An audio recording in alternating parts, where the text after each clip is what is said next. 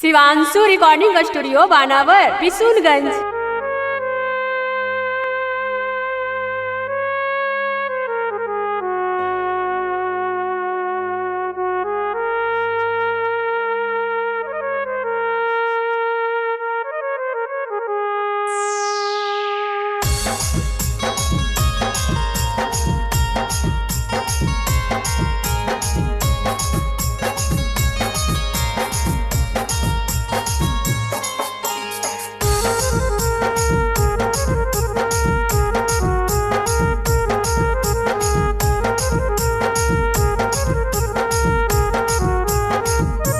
हाँ हाँ जाही तजोई पगला मरिए नु जाइतौगे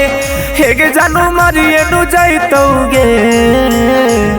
जाही तजोई पगला मरिए नु जाइतौगे हेगे जानू मरिए नु जाइतौगे त हेगे जानू जाहिया लगइबौ हम फासिया हसिया तोर ससुरारे में जलतौगे तो हेगे जानू जाहिया लगइबौ हम फासिया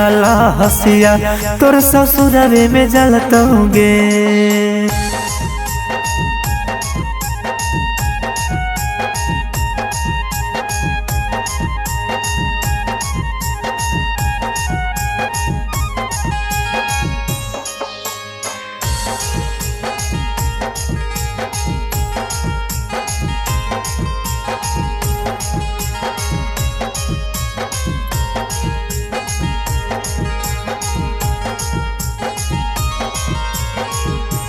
हाँ हाँ करहलो तोरे पगली पगला तोर विश्वास गे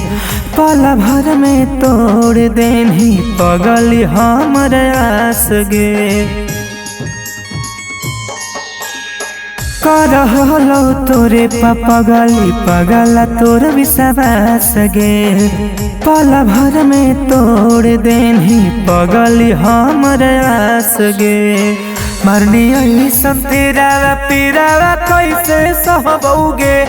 हेगे सोना कैसे सहबोगे त हेगे जानू जाहिया लगइबौ हम फासिया हसिया तोर ससुरारे में जलतौगे त हेगे जानू जाहिया लगइबौ हम फासिया हसिया तोर ससुरारे में जलतौगे।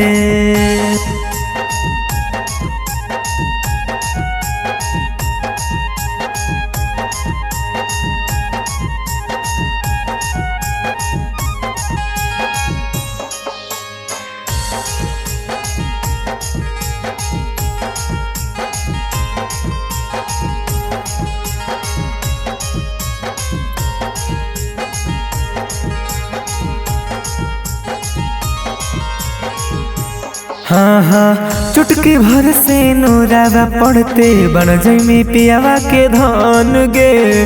तोरा बिना कैसे लगतौ साजन हिरवा के मान गे चुटकी भर से नूरावा पड़ते बन जमी पियावा के धान गे तोरा बिना कैसे लगतौ साजन हिरवा के मान गे सोची सोची दिलावा हमर हहरवे करतौगे हेगे हहरवे करतौगे त हेगे जानू जाहिया लगइबौ हम फासिया हसिया तोर ससुरारे में जलतौगे त हेगे जानू जाहिया लगइबौ हम फासिया हसिया तोर ससुरारे में जलतौगे। शिवांशु रिकॉर्डिंग स्टूडियो बानावर बिशुनगंज।